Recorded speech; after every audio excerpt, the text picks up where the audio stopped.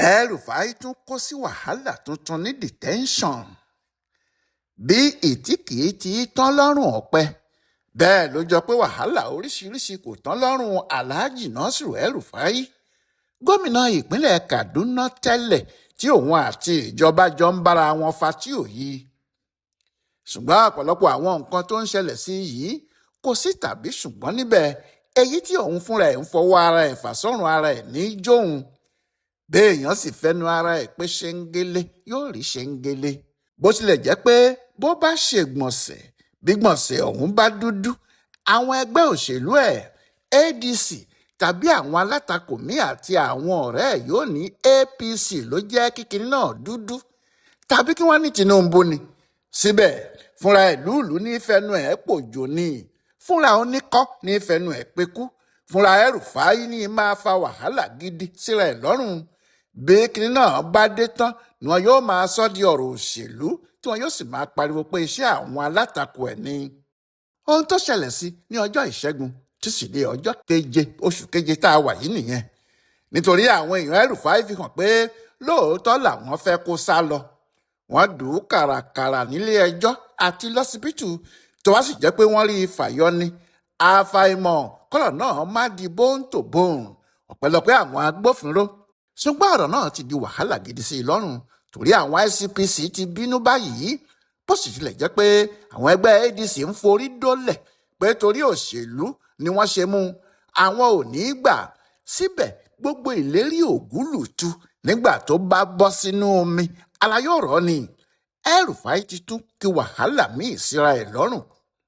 Bí ọ̀rọ̀ náà ṣe jẹ́ ni pé ẹjọ́ tí àwọn ICPC pé El-Rufai, ìyẹn ẹjọ́ tí ìjọba ìpínlẹ̀ Kaduna fẹjọ́ ẹ̀sùn lé lórí, ẹjọ́ pé ó kó owó jẹ nígbà tó fi ń ṣèjọba, ó gbé àwọn owó kan jáde tí kò lè ṣe àkọsílẹ̀ fún, ó sì jí owó rẹpẹtẹ kó, bẹ́ẹ̀ ló gba owó tí kò yẹ kó gbà lápò ìjọba, bẹ́ẹ̀ ló lóun gbé àwọn iṣẹ́ kan fáwọn alágbàṣe tó jẹ́ irọ́ ni. Ìjọba Kaduna ló ṣe àkọsílẹ̀ gbogbo èyí tí wọ́n sì wádìí ẹ̀ wò kó tó wá di pé wọ́n gbé ọ̀rọ̀ ẹ̀ lé àwọn ICPC lọ́wọ́. Ẹjọ́ gan tí àwọn ICPC fẹ́ torí ẹ̀ mú ní pápákọ̀ òfurufú lọ́jọ́ tó ń ti Cairo bọ̀ nìyẹn, tí wọ́n ní wọ́n ti pè é tẹ́lẹ̀ tó ń fò ní dòní tó ń fò ládọ́là fáwọn. Ẹjọ́ yẹn náà ni wọ́n ń ṣe níwájú adájọ́ Darius Hobo. Ẹjọ́ yẹn náà ni wọn kò fún un ní bẹ́ẹ̀lì nítorí wọ́n ló yí ìwé ọsibítù. Àmọ́ adájọ́ ti wá ní kí wọ́n jẹ́ kí àwọn tètè ṣe ẹjọ́ náà, ibi tí ẹjọ́ bá sì já sí àti àwọn olùpẹ̀jọ́ àti olùjẹ́jọ́ kálukú yóò ti mọ. Bí El-Rufai bá jàre kí wọ́n dá a sílẹ̀ kó máa bá tiẹ̀ lọ, bó bá sì jẹ̀bi ìjìyà tí wọ́n bá fẹ́ fi jẹ́ kí wọ́n kéde ẹ̀ káyé gbọ́ kí ẹjọ́ náà sì parí. Wọ́n ti wá fi ẹjọ́ yẹn sí ọjọ́ kẹfà, ọjọ́ keje àti ọjọ́ kẹjọ oṣù yìí. Ìyẹn ni pé láti ọjọ́ ajé ọjọ́ Monday tó kọjá yìí ni ẹjọ́ náà yóò ti bẹ̀rẹ̀, tí wọn yóò sì fi ọjọ́ mẹ́ta rò ó, tí ẹlẹ́bi yóò mẹ̀bi tí aláre yóò sì máre. Ṣùgbọ́n nígbà tó di ọjọ́ ajé ọjọ́ Monday ọ̀hún tí wọ́n fẹ́ lọ gbé El-Rufai, ìyẹn níjẹrin yìí ni o, ọkùnrin náà lòun ò lọ. Ǹjẹ́ kí ló dé? Ó ní àfi tí òun bá rí dókítà òun tó ń tọ́jú òun, ìyẹn dókítà tòun gan fúnra ẹ̀, Pòfẹ́sọ̀ Bello Abubakar. Àwọn ICPC bínú, wọ́n ní kí ló dé tí kò ti sọ bẹ́ẹ̀ tẹ́lẹ̀ kí àwọn ti wá dókítà náà, àti pé ṣebí dókítà tàwọn ti wá yẹ̀ ẹ́ wò tẹ́lẹ̀ tó sì sọ pé pérépéré lára ẹ̀ dá.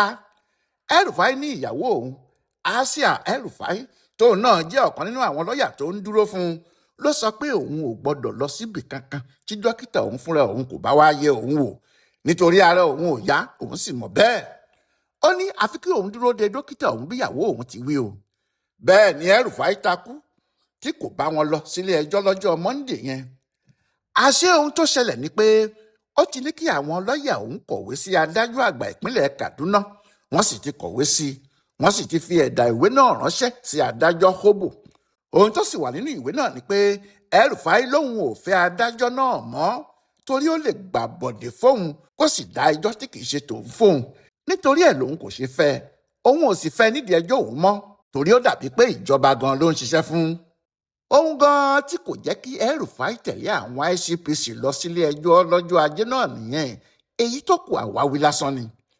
àmọ́ nígbà tó di ọjọ́ ìṣẹ́gun ìyẹn túsìdeè ìjẹta tí wọ́n wá pàdé nílé ẹjọ́, àwọn lọ́ọ̀yà El-Rufai ní àfi kí adájọ́ Hobo yọwọ́ yọsẹ̀ nínú ọ̀rọ̀ náà pé àwọn ti kọ̀wé sí adájọ́ àgbà, àti pé lọ́nà kejì dókítà El-Rufai ìyẹn Abubakar ní kò dá òun lójú pé ara El-Rufai yá kí wọ́n má gbé e lọ sí ọ̀dọ̀ àwọn ICPC mọ́, ilé ìwòsàn National Hospital ni kí wọ́n máa gbé e lọ tààràtà, ibẹ̀ ni kí wọ́n jẹ́ kó wà kó lè máa gba ìtọ́jú ohun tó ń ṣe é. Àwọn ICPC takú, wọ́n ní àwọn gbọ́dọ̀ dá a padà sí detention lọ́dọ̀ àwọn ni. Adájọ́ wá dájọ́ pé kí wọ́n lọ fún un ní ìtọ́jú bí wọ́n ti ń lọ yìí kí wọ́n sì dá a padà sọ́dọ̀ wọn, àti pé àwọn ò ní bẹ̀rẹ̀ ẹjọ́ náà mọ́, àwọn yóò dúró de ohun tí adájọ́ àgbà ìpínlẹ̀ Kaduna náà bá wí. Ó sì sún ìgbẹ́jọ́ náà sí ọjọ́ 15 oṣù yìí, ìyẹn ọjọ́rú wẹ́sídẹ̀ẹ́ ọ̀sẹ̀ tó ń bọ̀.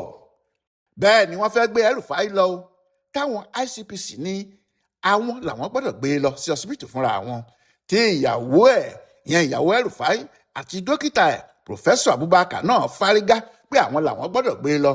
Ó sì hàn pé tí wọ́n bá fi lè ríbi gbé e lọ níjọ́ náà lóòótọ́, Ọlọ́run nìkan ló mọ ibi tí wọn yóò gbé e lọ. Àmọ́ nígbẹ̀yìn àwọn ICPC náà ni wọ́n borí, àwọn ni wọ́n gbé e lọ, wọ́n sì gbé e dé ọsibítù kẹlẹ́lẹ́. Ọsibítù yìí ni wàhálà míì ti tún dé. Ohun tó ṣẹlẹ̀ ni pé àwọn agbófinró ICPC tí wọ́n ní kí wọ́n dúró ti El-Rufai kò lè bá a wọlé, wọ́n dúró síta ní tiwọn ni kí wọ́n sì máa wo ìgbà tí dókítà tó ń yẹ̀ ẹ́ wò fún àrùn kánsà yóò parí iṣẹ́. Wọ́n ní àwọn fi í sílẹ̀ bẹ́ẹ̀ kí àwọn má dí dókítà lọ́wọ́, kí àwọn sì lè fààyè gbà á kó má di pé wọn yóò tún ní ICPC kò fún un ní òmìnira tó yẹ, pé àwọn ò dí i lọ́wọ́. Wọ́n sì lọ títí wọ́n wà níbẹ̀ fúngbà pípẹ́, lẹ́yìn náà ni wọ́n sì ṣẹ̀ṣẹ̀ wá parí tí wọ́n mú un lọ.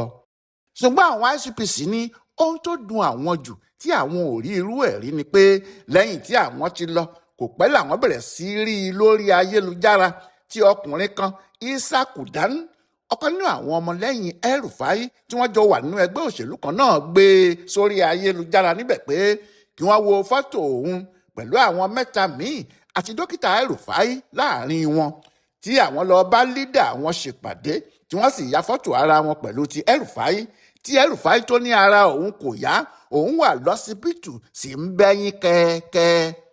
Ṣé ọsibítù ni wọ́n ti ya fọ́tò yìí ni, àbí wọ́n bá ẹ̀yìn kò lè jáde lọ síbòmíì, àbí wọ́n fún wọn láàyè míì tó jẹ́ ààyè ọ̀tọ̀ ní ọsibítù ọ̀hún nígbà tí àwọn agbófinró tó mú wá kò mọ̀ ni. Ohun tó bí àwọn ICPC nínú rèé tí wọ́n sì he dókítà El-Rufai pọ́nkán, ìyẹn Pòfẹ́sọ̀ Bello Abubakar. Wọ́n ní èlùbọ́ ló wá rà lọ́jà ọmọ ẹran ṣe dé gbá. Òun ló ń pariwo nílé ẹjọ́ pé ara oníbàárà òun kò yá, ara ò yá gidigidi, òun ni dókítà ẹ̀, òun nìkan lòun mọ ohun tó ń ṣe. Àmọ́ nígbà tó gbé e dé ọsibítù, ibi ìpàdé òṣèlú ló gbé e lọ. Wọ́n ní kó wá ṣe àlàyé fáwọn bí wọ́n ṣe mú ọkùnrin oníṣègùn òyìnbó náà lọ nìyẹn. Ohun tí àwọn ADC kò dúró gbọ́ rèé tí wọ́n fi gbé jáde, tí Bọ́lájí Abdullahi sì bẹ́ jáde pé kí gbogbo ayé wá gbọ́ o, wọ́n ti mú El-Rufai pamọ́ bí olóṣèlú tí wọ́n ń fìyà jẹ o, bẹ́ẹ̀ ni kò ṣe nǹkan kan fún wọn o. Àwọn ADC yìí ní gbogbo ẹjọ́ tí wọ́n ròyìn ẹjọ́ òṣèlú ni, pé wọ́n kàn mọ̀ọ́mọ̀ fẹ́ ju El-Rufai sínú ìgbèkùn lásán ni. Bọ́lájí ní kí gbogbo ayé dìde kí wọ́n gba àwọn lọ́wọ́ Tinubu àti ẹgbẹ́ òṣèlú ẹ̀ ìyẹn APC, nítorí gbogbo ohun tó ń ṣẹlẹ̀ yìí àwọn ni wọ́n wà nídìí ẹ̀ o, wọ́n kàn ń lo àwọn ICPC àtàwọn adájọ́ lásán ni. Ọlọ́rọ̀ ṣá èyí tó dùn sọ, bí wọ́n sì fún wèrè lọ́kọ́ ọ̀dọ̀ ara ẹ̀ náà ni yóò roko sí i. Bọ́lájí kò sí níbi tí ọ̀rọ̀ yìí ti ṣẹlẹ̀ o, àmọ́ ó ní òun gbọ́ pé ara El-Rufai ò yá, wọ́n ní kí ilé ẹjọ́ àti ICPC fún un ní àyè kó lọ tọ́jú ara ẹ̀. Àwọn èèyàn ìjọba náà sì kọ̀ pé àwọn ò ní fún un ní àyè kankan, nígbà tí ìyàwó àti àwọn lọ́ọ̀yà ẹ̀ pẹ̀lú dókítà ẹ̀ sì ń sọ pé kí wọ́n má ṣe bẹ́ẹ̀. Àwọn ICPC àtàwọn agbófinró wọn bẹ̀rẹ̀ sí bá wọn jà, wọ́n sì ti ìyàwó ẹ̀ pàápàá ní tìkùtì, wọ́n fẹ́ ṣe é léṣe. Pé irú ìwà burúkú wo nìyẹn? Ṣèbí tí wọ́n bá ti rán èèyàn níṣẹ́ ẹrú, ó yẹ kí òun fi tọmọ jẹ ẹni. Ohun tí Bọ́lájí Abdullahi ń gbé kiri nìyẹn, kí àwọn ICPC fúnra wọn tó wá jáde láti ṣàlàyé ohun tó ṣẹlẹ̀ gan-an. Nítorí orúkọ àwọn APC tí wọ́n sì ń pariwo ẹ̀ tantan, àwọn yẹn náà dáhùn. Wọ́n ní aláṣẹ kan làwọn èèyàn náà nínú ADC, pé àbí kí ló kan APC nínú gbogbo wàhálà ayé wọn. Ṣé APC ló ní kí El-Rufai ṣe gómìnà Kaduna kó kówó jẹ níbẹ̀ ni àbí Tinubu? ṣé APC ló pe El-Rufai lẹ́jọ́ ni àbí ìjọba ìpínlẹ̀ Kaduna níbi tí wọ́n ló ti kówó àwọn jẹ? ṣé APC ló bá El-Rufai yíwèé ọsibítù ni àbí Tinubu? ohun tí àwọn èèyàn ti APC fúnra wọn ń béèrè rèé. wọ́n ní tí Bọ́lájí Abdullahi tàbí ẹnikẹ́ni nínú àwọn tí wọ́n ń gbèjà ọkùnrin gómìnà àtijọ́ yìí bá ti lè dáhùn àwọn ìbéèrè wọ̀nyí, nígbà náà ni àwọn yóò tó mọ ohun tí àwọn lè sọ sí ohun tí wọ́n ń gbé kiri, nítorí irọ́ ni wọ́n ń pamọ́ àwọn o. ju gbogbo ẹ̀ lọ ṣá, àwọn ìyàwó El-Rufai fúnra wọn ti jáde. wọ́n ní kò yẹ kó jẹ́ Tinubu ni yóò fìyà báyìí jẹ ọkọ àwọn, nítorí àwọn làwọn ṣe kàmpéènì fún, gbogbo ara làwọn fi polongo ìbò fún nígbà tó sì ń dupò. ṣé ohun tó wá yẹ kó fi san àwọn lẹ́san nìyẹn? àwọn ní kó fi ọkọ àwọn sílẹ̀ fáwọn o, nítorí El-Rufai kò ṣe kinní kan fún un. àmọ́ kò jọ pé àwọn ICPC fẹ́ tilẹ̀ gbọ́ kinní kan mọ́ báyìí, nítorí wọ́n ti ní lọ́jọ́kọ́jọ́ tí àwọn bá pàdé nílé ẹjọ́, ohun tí àwọn yóò kọ́kọ́ gbé síwájú adájọ́ ni fọ́tò tí El-Rufai àti àwọn ọ̀rẹ́ ẹ̀ yà lọ́sibítù tí àwọn gbé e lọ, kí adájọ́ fúnra ẹ̀ rí bó ti ṣe àǹfààní tí ilé ẹjọ́ fún un lò, kí wọ́n sì sọ ohun tí àwọn yóò tún ṣe. ṣùgbọ́n kò jọ pé àwọn ICPC yóò jẹ́ kí kùkùté kan tún da àwọn nù lépo lẹ́ẹ̀mejì, kó má jẹ́ nísàlẹ̀ ẹ̀wọ̀n ni wọn yóò ju ọkùnrin náà sí. àjẹ́ pé ohun tí ojú òkú bá rí ní sàárè, ikú ló mú un bá a. Ọláìwọlá Alága ló ń ṣe àkọsílẹ̀ ohun tó ṣẹlẹ̀ láàrin El-Rufai àti àwọn ICPC fún Bùdó Àgbáyé fún àṣà àtìṣe Yorùbá World Center nínú ọgbà Yunifásitì Ìbàdàn. a kú dédé àkókò yìí o.